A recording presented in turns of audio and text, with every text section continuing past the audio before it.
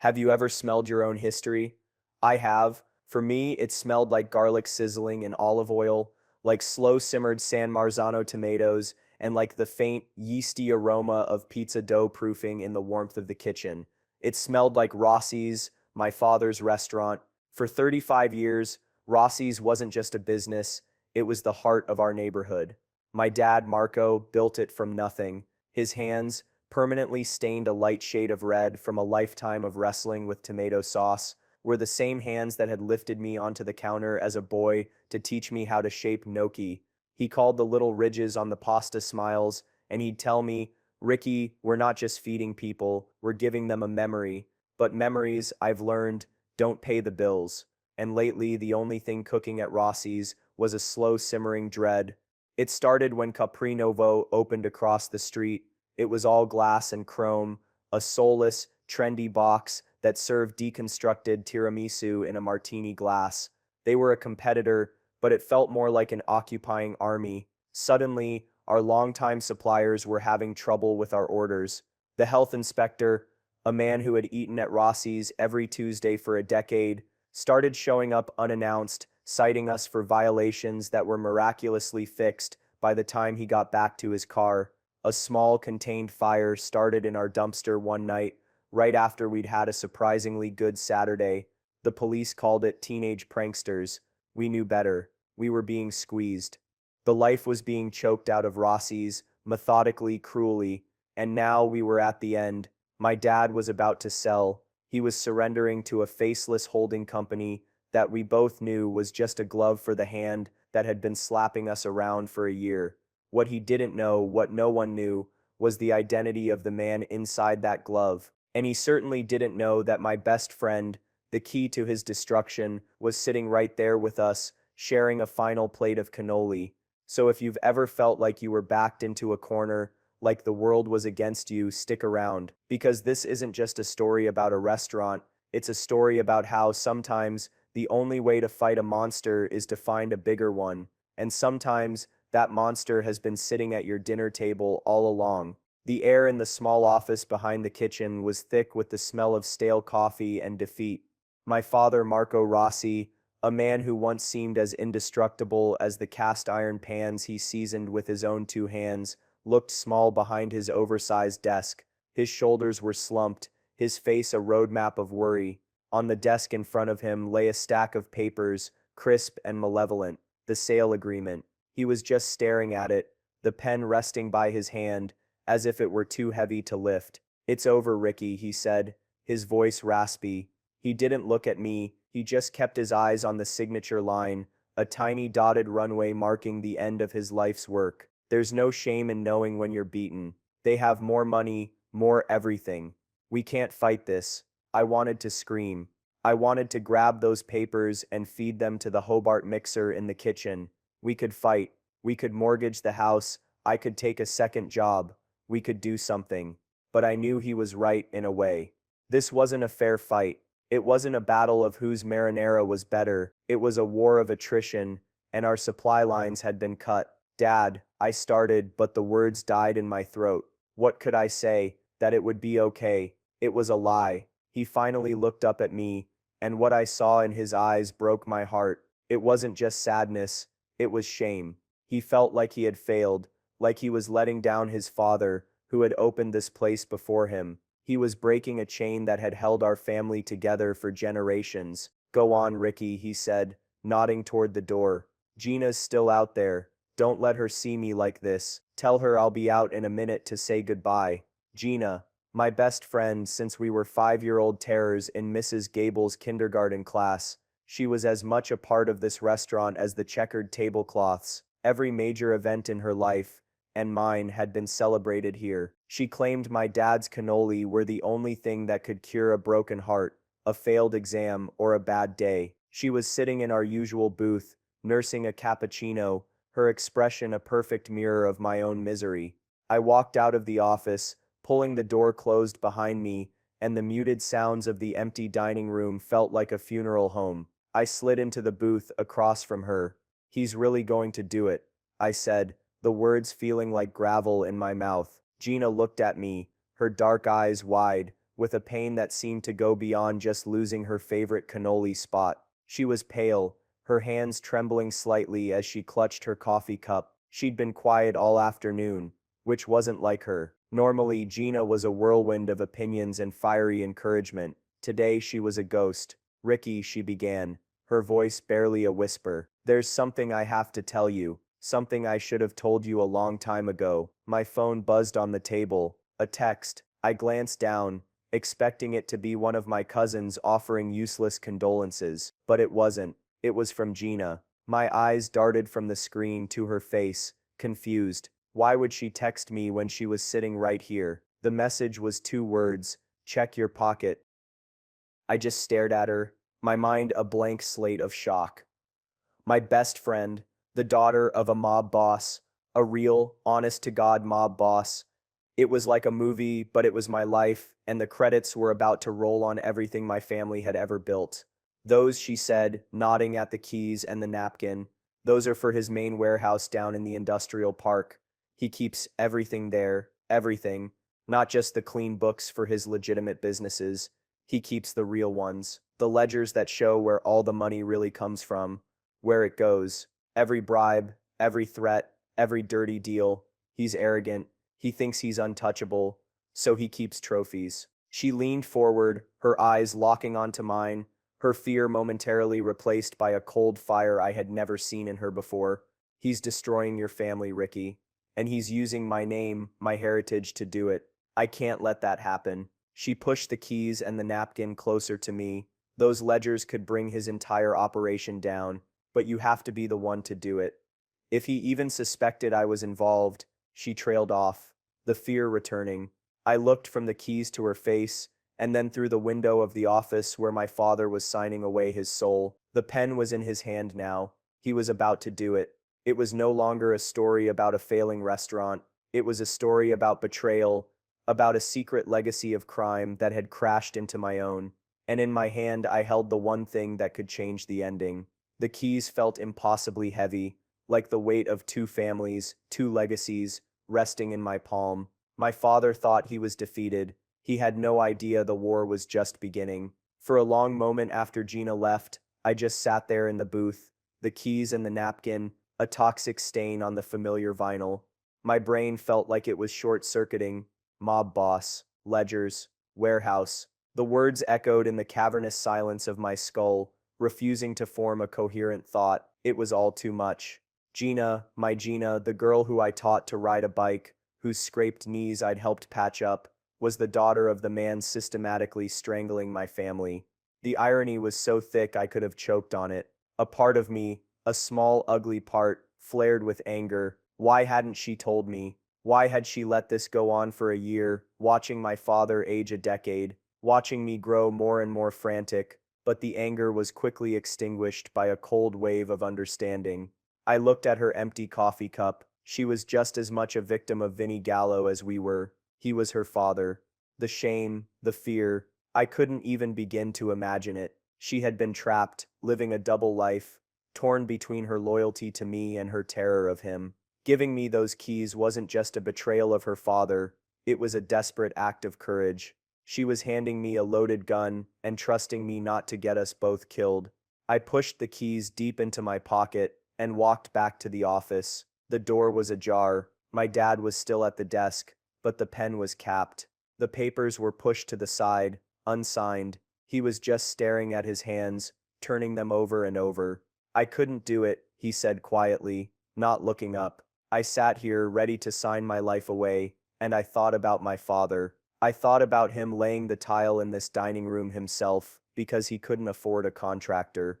I thought about your mother, how she painted that mural of the Tuscan countryside on the main wall, spending a whole summer on a scaffold, covered in paint. He finally looked at me, his eyes wet.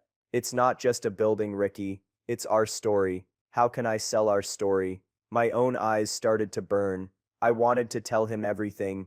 I wanted to lay the keys on the desk and say, "Don't worry, Dad. I have a plan. The daughter of the man doing this to us is on our side."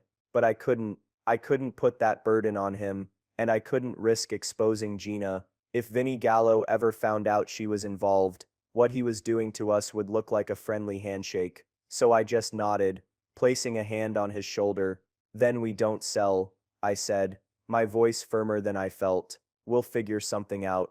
I'll figure something out. He gave me a weak, tired smile. My boy, always the fighter. That night I couldn't sleep. I lay in bed in my small apartment, the keys on my nightstand, seeming to glow in the dark. My mind was a frantic highlight reel of memories, trying to make sense of the present. I remembered being 10 years old. It was a Saturday night.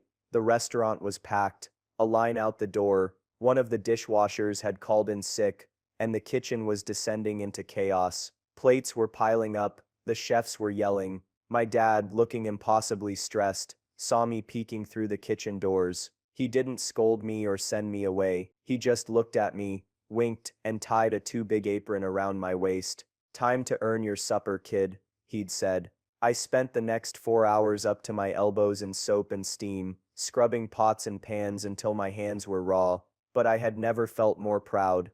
I was part of the team. I was a Rossi. We didn't run from a fight. We rolled up our sleeves. The restaurant wasn't just his legacy. It was mine too. It was in my blood. Then my mind drifted to Gina. I remembered us in middle school, maybe 13. We'd found a stray dog, a scruffy little terrier mix, hiding under the bleachers at the park. It was skinny and scared. We pooled our lunch money and bought it a can of dog food. Gina had been the one to sit patiently for an hour, talking to it in a soft voice until it finally trusted her enough to come out and eat from her hand. We'd named him Cannoli, of course. My dad had let us keep him in the restaurant's back alley for a week, feeding him scraps, until we found him a home with one of our regular customers. I remembered looking at her then, her face so full of fierce, gentle compassion, and thinking she was the kindest person I'd ever known. How could that girl be the daughter of a monster? The two images wouldn't reconcile, but they had to. They were both true. The contrast made the last year feel even more bitter. The memories were sharp and painful. I remembered Leo, our head waiter, a gentle giant who had worked for my dad for 20 years. He'd come into work one morning, his face ashen. All four tires on his car had been slashed during the night. Nothing was stolen. It was just vandalism, just a message. Then there was the flood of one-star online reviews, all appearing in the same week. They were absurdly specific, complaining about a damp smell near the kitchen on a day when the health inspector had just given us a perfect score, or criticizing a new bland recipe for the bolognese, a recipe that hadn't changed since my grandfather brought it over from Sicily. It was a campaign of psychological warfare. Capri Nuovo wasn't just out competing us. They were trying to gaslight us into believing we were failing, that we deserved to go under. They were poisoning the well, making our own neighborhood feel hostile. Lying there in the dark, the pieces finally clicked into place. The slow burn dread that had been my constant companion for months began to harden, to crystallize. The fear didn't vanish, but it found a new shape. It became cold, hard, and sharp. It became resolve. This wasn't just business, it was personal. Vinny Gallo hadn't just targeted our restaurant, he had targeted my father's pride, his history, our very identity. He had made my father feel like a failure in his own home. He had underestimated us. He had mistaken a lifetime of kindness for a lifetime of weakness. It wasn't about revenge. I sat up in bed, my heart hammering against my ribs, but with a strange new clarity. I picked up the keys from the nightstand. They didn't feel so heavy anymore. It wasn't about revenge. Not yet. Right now, it was about survival. But I knew, with a certainty that chilled me to the bone, that if I took this path, the destination was going to look a lot like payback. I grabbed my burner phone, the cheap, untraceable flip phone I'd bought for cash a few months ago when I first started suspecting we were being watched. I sent a one-word text to the number Gina had given me. The reply came back almost instantly. "Be careful, Ricky. He's more dangerous when he's cornered." I looked at the keys in my hand. He thought he had us cornered. He had no idea I was about to build a cage around him. The fear was still there, a low hum beneath the surface, but now it had a purpose. It was the engine, and I was finally putting my foot on the gas. The first rule of walking into a lion's den is not to act like a gazelle. The plan couldn't be a smash and grab. That was what Vinnie Gallo would expect from some common thug. He was a man who dealt in blunt force, so my response had to be a surgeon's scalpel. Precision, planning, and absolute secrecy were the only things that would keep me, and more importantly Gina, alive. My anger had cooled into a block of ice in my gut, a cold source of fuel. This wasn't going to be a quick emotional outburst, it was going to be a siege.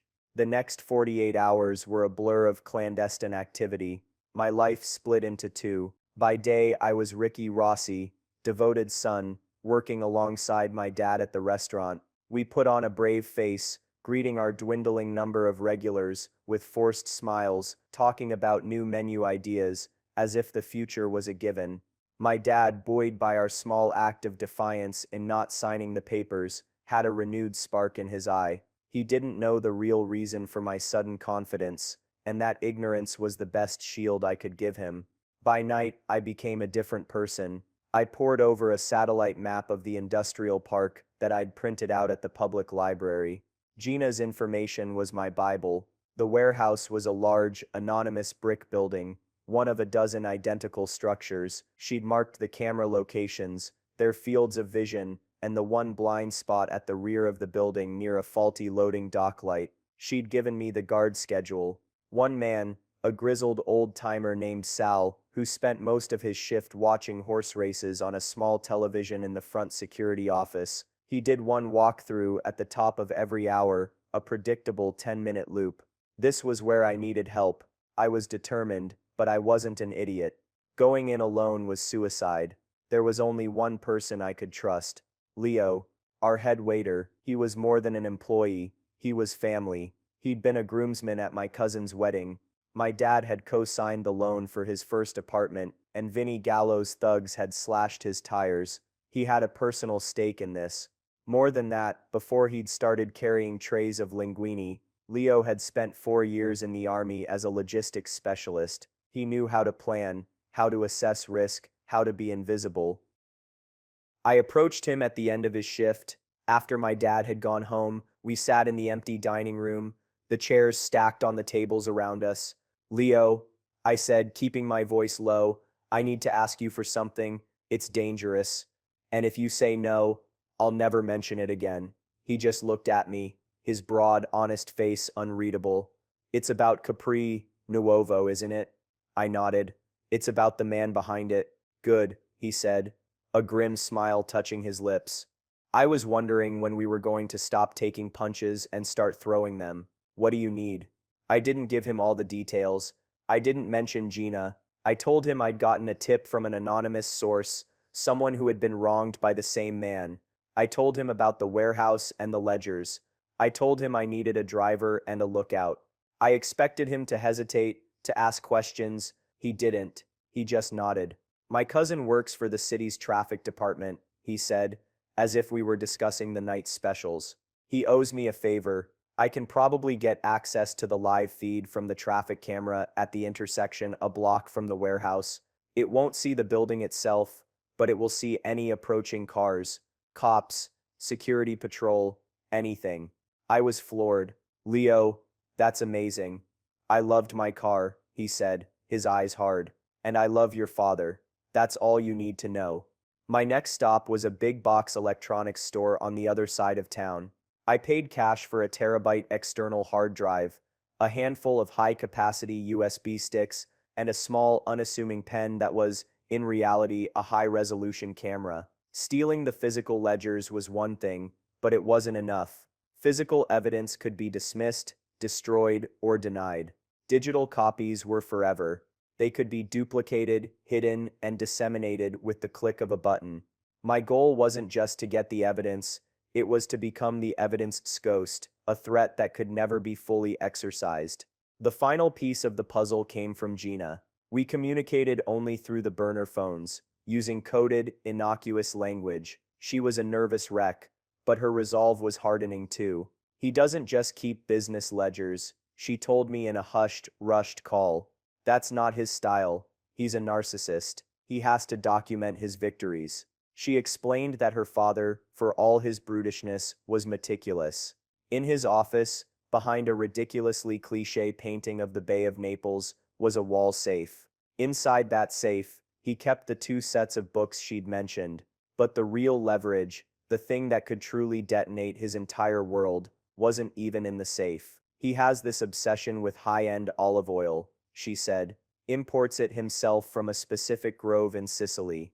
There's always a crate of it in his office. He likes to give it as gifts, like he's some kind of Don from a movie. She paused, taking a shaky breath. The third crate from the left, against the back wall, it has a false bottom. Inside is his personal journal. It's not just numbers, it's names, dates, cops he's paid off, a city councilman, a health inspector. He writes it all down. It's his monument to himself. A jolt went through me. This was it.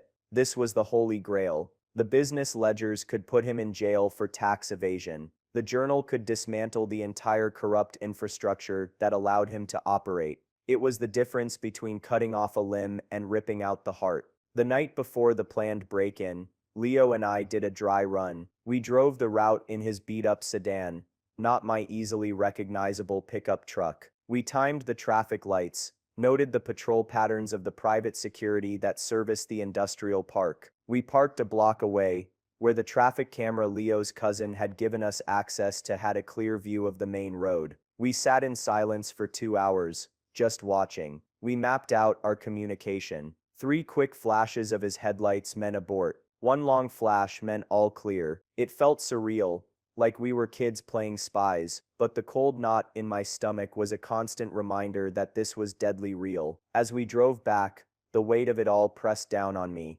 Was I insane? I was a restaurant owner's son, not a secret agent. I was about to commit a dozen felonies. But then I pictured my father's face, the shame in his eyes as he looked at those sale papers. I pictured Leo coming to work with a forced smile after his car had been vandalized. This wasn't just about a building anymore. It was about taking back our dignity. That night, I called my dad. "Hey," I said, trying to sound normal. "Just wanted to see how you were doing." "I'm all right, son," he said, and I could hear the exhaustion in his voice. "Just looking at old photos. Your mother, she would have known what to do." "Yeah," I said, a lump forming in my throat. "She would have told you to fight." There was a long pause on the other end of the line. "You're right," he finally said, his voice a little stronger. "She would have. Good night, Ricky. I love you too, Dad." I hung up the phone. The die was cast. Vinny Gallo thought he was the master of this game. He had no idea I was about to flip the whole board over. The night of the heist, the air was cold and sharp, carrying the distant rumble of the highway. A Tuesday. In our city, that meant the local pro football team was playing, a home game that guaranteed half the town, including, according to Gina, Vinny Gallo and his top lieutenants, would be glued to a television. It was the perfect storm of opportunity. Leo and I were parked in our designated spot, a block away from the warehouse, the engine off. The only light in the car was the dim glow of his phone, displaying the grainy black and white feed from the traffic camera. The street was deserted. My heart was a frantic drum against my ribs. I had the keys in my clammy hand, the pen camera in my shirt pocket, and the external hard drive tucked into the waistband of my jeans, cold against my skin. "You ready for this?" Leo's voice was a low rumble in the quiet car. I took a deep breath. "No, but let's do it anyway." He gave a short, grim nod. "Go time. I've got your back. Remember the plan. In and out. No heroics." I got out of the car and melted into the shadows, moving quickly and quietly along the back of the buildings. The faulty loading dock light at the rear of Gallo's warehouse flickered erratically, casting long, dancing shadows. It was the blind spot Gina had told me about. The metal door was cold to the touch. I inserted the key. It turned smoothly, silently. The second lock, a heavy-duty deadbolt, clicked open with a sound that seemed deafening in the silence. I pushed the door open just enough to slip through and was immediately hit by the smell. It was a strange mix of dust, aging cardboard, imported cheese, and something else, a faint, metallic scent of cold power.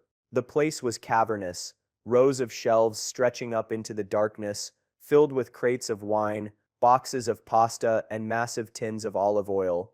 My eyes adjusted to the dim light filtering through a grimy window high on the wall. I found the alarm panel right where Gina said it would be.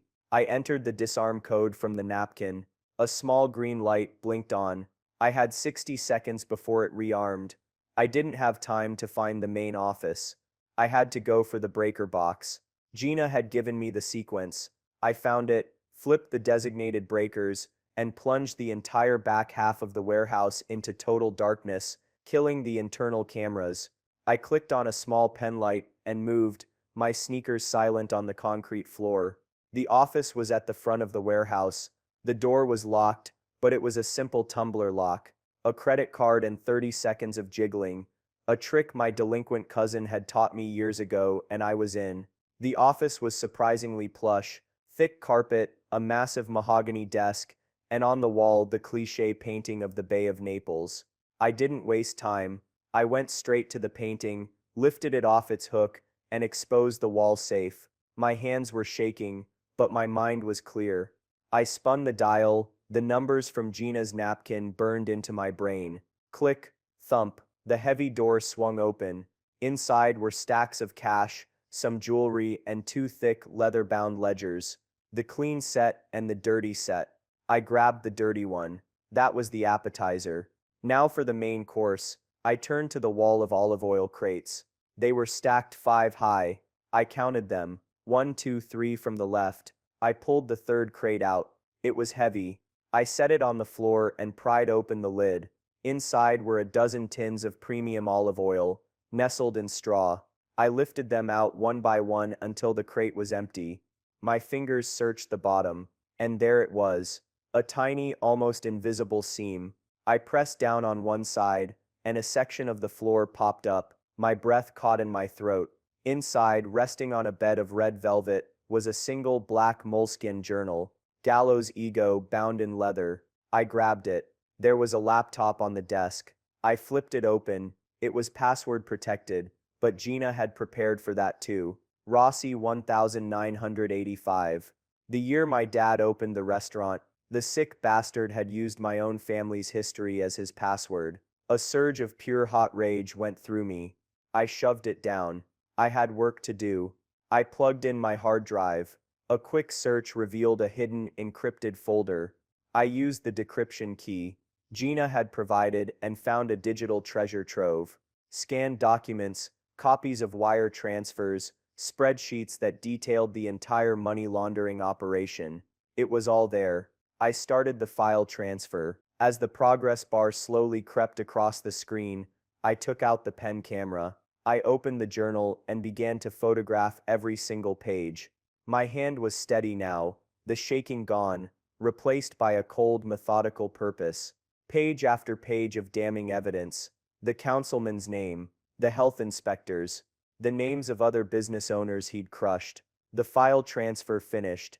I ejected the drive, pocketed the pen, and put the journal and the one dirty ledger into a small backpack I had worn under my jacket. I put the olive oil crate back exactly as I'd found it, closed the safe, and hung the painting. I even wiped down the doorknob and the desk with my sleeve. I left the clean ledger in the safe. Let him think it was a simple robbery, that the thief got scared off. I slipped out of the office, re-engaged the breakers, and was out the back door with 10 seconds to spare before the alarm rearmed itself. I didn't run. I walked calmly, back to the car, my backpack a lead weight on my shoulders. When I slid into the passenger seat, Leo just looked at me. Well, I pulled the journal out of the bag. We got it. A slow grin spread across his face. Good. The next day, I was back at the restaurant, wiping down tables, acting as if it were just another Wednesday. My dad was on the phone with the butcher, arguing about the price of veal. Everything was painfully normal. And then it started. My dad's cell phone rang. It was the lawyer for the holding company. The signing, scheduled for that afternoon, was being postponed indefinitely. The lawyer sounded flustered, evasive. My dad hung up, a look of utter confusion on his face. They're pulling out? He asked, bewildered. Maybe they got cold feet, I said, shrugging, my heart doing a victory lap. A few hours later, Gina sent me a one-word text, chaos. Vinny Gallo had discovered the break-in. He knew the dirty ledger and the journal were gone, but he didn't know who had them. He didn't know how deep the betrayal went. He was a wounded animal, and wounded animals are unpredictable. It was time to make my first move. Not against Vinny, but against his organization.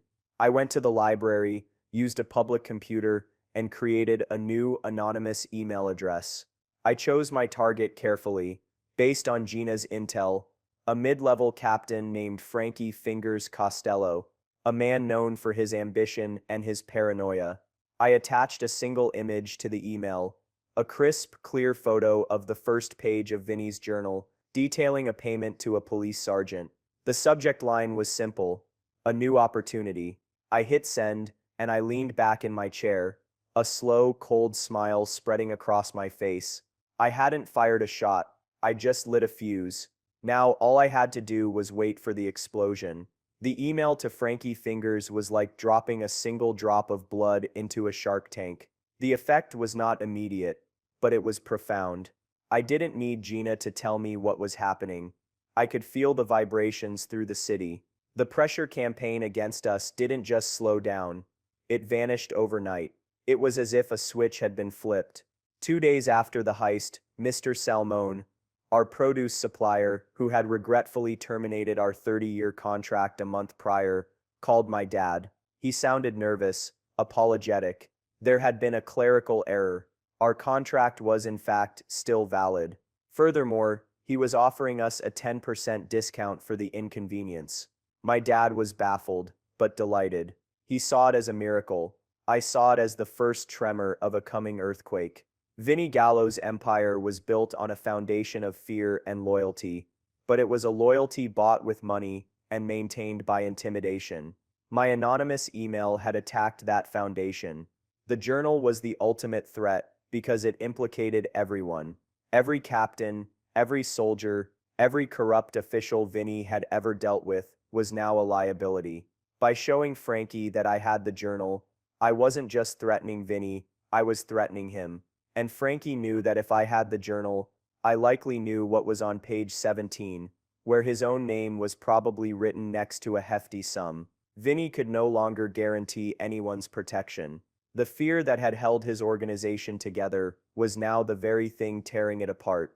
Gina confirmed my theory. Her updates, delivered via terse texts from her burner phone, painted a picture of escalating panic. Vinny was on a rampage. He was grilling his inner circle, his paranoia running wild. He'd torn his office apart, looking for listening devices. He'd fired his longtime driver. He was a king who suddenly realized his castle was made of glass, and he had no idea who was holding the hammer.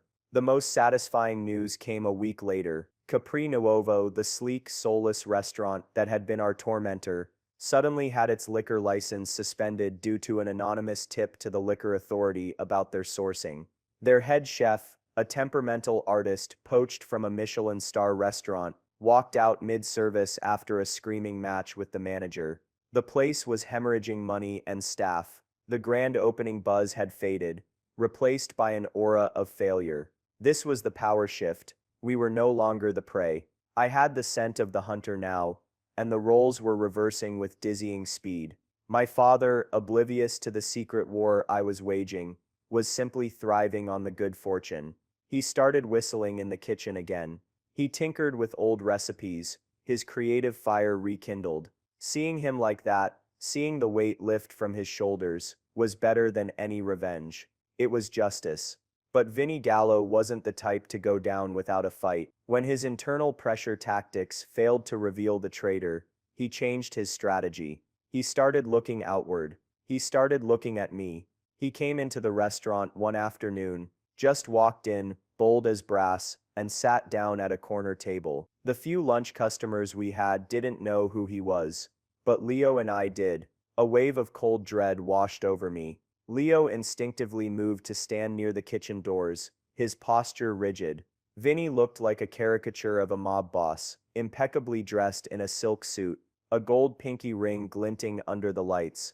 He didn't look at me, he just watched my father, who was wiping down the bar. Marco Rossi, Vinny said, his voice smooth and deep, but with an underlying gravelly menace. I've heard good things about this place, a neighborhood institution. My dad turned, startled. He didn't recognize him. Can I help you? He asked, his usual friendly tone tinged with caution. Vinny Gallo, he said, extending a hand. I'm a local businessman, an admirer of your work. My dad didn't take his hand. The name hung in the air between them. My dad wasn't a fool. He knew that name. Everyone in the neighborhood did. He now knew who was behind Capri Nuovo. His face hardened. I know who you are, my dad said, his voice low and even, and you're not welcome in my restaurant. Vinny's smile didn't falter, but his eyes went cold. This was the counter manipulation, the desperate gambit. Now, Marco, let's not be hasty. I came here to make you an offer. Your little place, it's got heart. My place across the street, it's got resources. I was thinking, a partnership. We could be great together. It was a test. He was trying to see if we knew, if we were the ones who had his journal. If we were, we'd be terrified, and we'd take the deal. He expected us to fold. I stepped out from behind the counter, my heart pounding, but I kept my face a mask of calm indifference. I stood next to my dad, a united front. My father looked from Vinny's smiling face to me, and then back again. I saw a flicker of understanding in his eyes. He didn't know the specifics, but he knew this was a moment of decision. He drew himself up to his full height, and for the first time in a year, he looked like the giant I'd always known. My restaurant is not for sale, he said, his voice ringing with newfound authority, and it's certainly not for partners. Now I'm going to have to ask you to leave. Vinny's smile finally vanished. He stared at my father, then his gaze shifted to me. He held it for a long moment, searching my face for any sign of fear, of triumph, of anything. I gave him nothing. I just met his stare, my expression blank. In my pocket, my fingers were curled around a small USB stick that contained a complete copy of his entire criminal life. He had all the power in this room, the muscle, the reputation, but I had the truth, and in that moment, I knew, with absolute certainty, who was really in control. He stood up, adjusted his suit jacket, and gave a curt, almost imperceptible nod. It wasn't a sign of respect, it was an acknowledgement, a declaration. He knew, he didn't know how, but he knew. A shame, he said, and walked out. The bell above the door jingled. My dad let out a breath he'd been holding for a year. He looked at me, his eyes full of questions he knew he couldn't ask. What have you done, Ricky? He whispered, a mix of fear and awe in his voice. What you taught me to do, Dad, I said. I fought back. The power had shifted. The king was in check. Now it was time to knock him off the board for good. The confrontation with Vinny Gallo at the restaurant was the turning point. He knew I was involved. I knew that he knew. The quiet war of whispers and anonymous emails was over. It was time to end it. I couldn't live my life, and my dad couldn't live his, constantly looking over our shoulders. The journal in my possession was a ticking time bomb, and it was time to detonate it on my own terms. I spent a day with a lawyer, a sharp, no-nonsense woman, recommended by Leo's army buddy. I didn't want a criminal lawyer. I wanted a tactician. I laid out a sanitized version of the story. An anonymous source had provided me with evidence of massive financial crimes and corruption, all linked to Vinny Gallo and his harassment of my family's business. I never mentioned Gina. Her name was a sacred trust that would never be broken. The lawyer, Miss Albright, listened intently, her face impassive. When I was done, she leaned back in her chair. Mr. Rossi, you are in possession of evidence that could trigger a federal RICO investigation that would not only put Mr. Gallo away for the rest of his life, but would likely ensnare dozens of public officials and police officers. Going to the authorities is an option, but it would be messy, public, and potentially very dangerous for you and your family before they could guarantee your safety. I don't want him in jail, I said, and the words surprised me as they came out, but they were true. Jail was too simple. It would turn him into a martyr for his cronies. I wanted to dismantle his legacy. I wanted to erase him from the neighborhood he'd poisoned. I want him gone.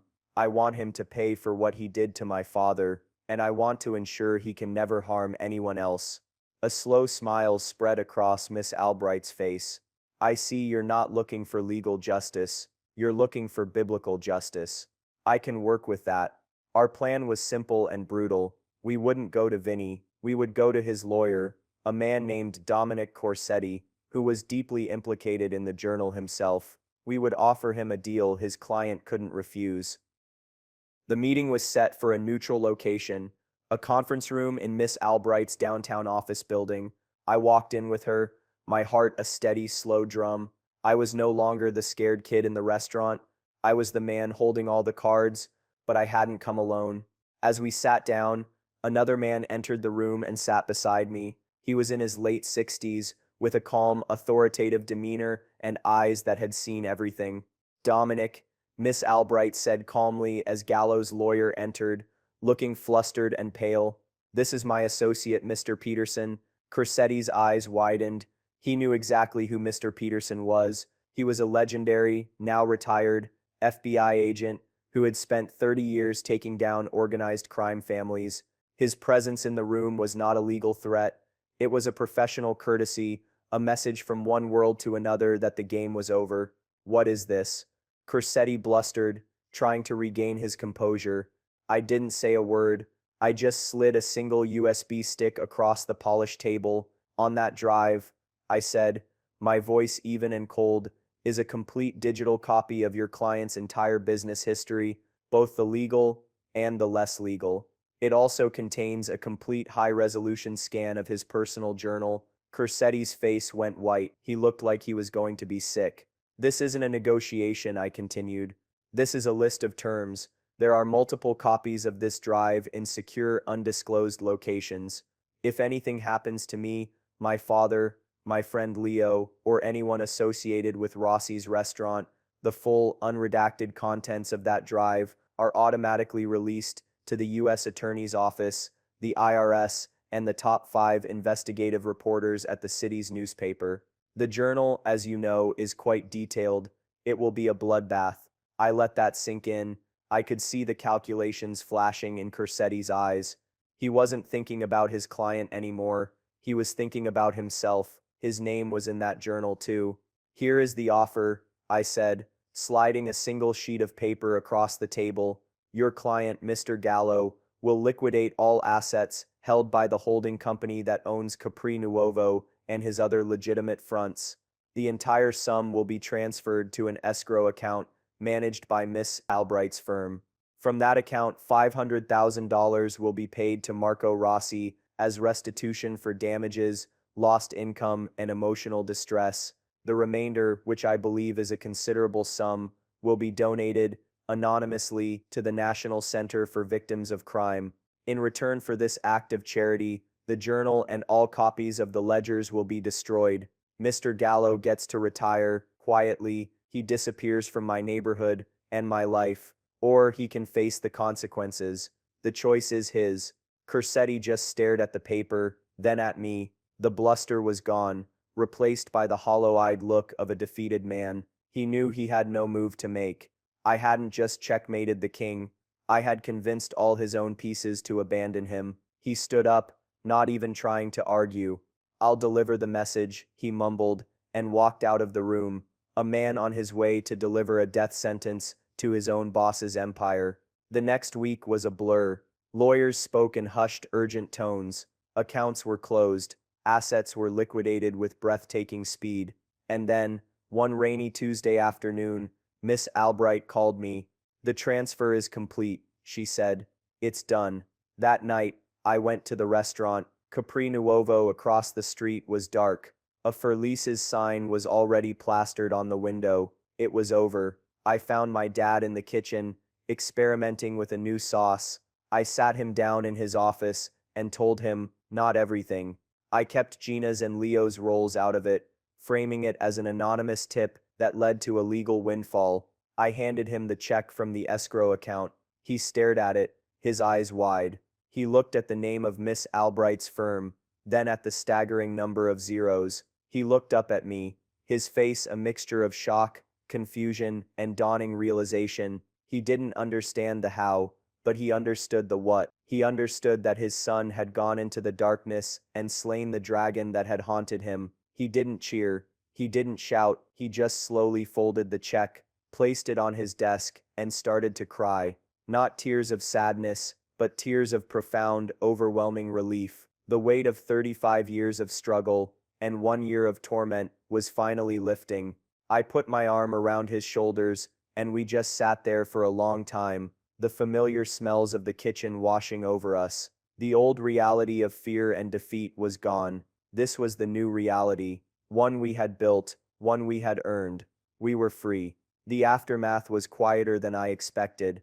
There was no grand explosion, no headlines in the paper. Vinnie Gallo and his empire simply faded away, like a stain that had been scrubbed clean. His presence in the neighborhood vanished. Capri Nuovo was eventually leased by a family-run bakery. The crooked health inspector took an early retirement. The world, it seemed, had righted itself. We used the money exactly as I knew we would. We didn't buy fancy cars or take exotic vacations. We poured it back into Rossi's. We closed for a month for a full renovation. We installed a brand new kitchen, my dad walking through it with a look of childlike wonder on his face. We retiled the floors, reupholstered the booths, and commissioned a young local artist to restore the faded mural of the Tuscan countryside that my mother had painted all those years ago. When we reopened, the place gleamed with new life, but it still felt like home. It smelled of fresh paint and possibility, layered over the familiar, comforting scent of garlic and basil. Leo, my silent partner in crime, became the new general manager. He ran the front of the house with a quiet, confident authority, his army logistics background making him a natural. He treated the staff with respect, and they adored him for it. He was finally the leader he was always meant to be. And Gina, she was there for the grand reopening, sitting at her usual booth, which we had unofficially named Gina's table. We never spoke about the heist. We never mentioned the warehouse, the journal, or her father. We didn't need to. The silence was its own understanding. I would occasionally catch her looking around the bustling, joy-filled dining room, a small, peaceful smile on her face. She had lost a father, but she had solidified her place in a family that truly loved her. She was finally free from the shadow of his name. One evening, I sat down with her after the dinner rush had subsided. I slid a plate with two perfect cannoli between us. She picked one up. "You know," she said, her voice soft, "I think these taste even better now." "Everything does," I said, and it was true. The food, the wine, the laughter of our customers, it was all sweeter, richer, because we knew how close we'd come to losing it all. It tasted like victory. Some of you watching this might be thinking that I went too far. You might say I should have just gone to the police, that I broke the law, that I became a monster to fight one. And maybe you're right, the world isn't always black and white, but the system, the one that's supposed to protect the little guy, is slow and imperfect. It's a system that men like Vinnie Gallo know how to manipulate. They hide behind lawyers and holding companies, using the law as a weapon against the very people it's meant to defend. I didn't have the time or the resources to fight that battle. My father was drowning. I did what I had to do to pull him out of the water. It was never about revenge. Not really. Not at the start. It was about saving my father's legacy, about protecting my home. But somewhere along the way, standing in that dark warehouse, holding the proof of all his evil in my hands, it did become something more. It became about justice. Not the kind a judge hands down, but the kind you seize for yourself when all other options are stripped away. It was about taking back our respect, our dignity, and our future. It was about making sure that the story of Rossi's didn't end with a signature on a sale paper, but with a dining room full of life. So I'll ask you, what would you have done in my shoes? When the system fails you and your family's legacy is on the line, how far would you be willing to go? Let me know what you think in the comments below. I read every one of them, and if you have a story about a time you had to stand up to a bully who seemed untouchable, I want to hear it. Because these stories matter. They remind us that even when we feel small and powerless, we have a strength inside of us we might not even know exists. Thanks for listening. Don't forget to like this video and subscribe for more stories. because everyone deserves to see the good guys win.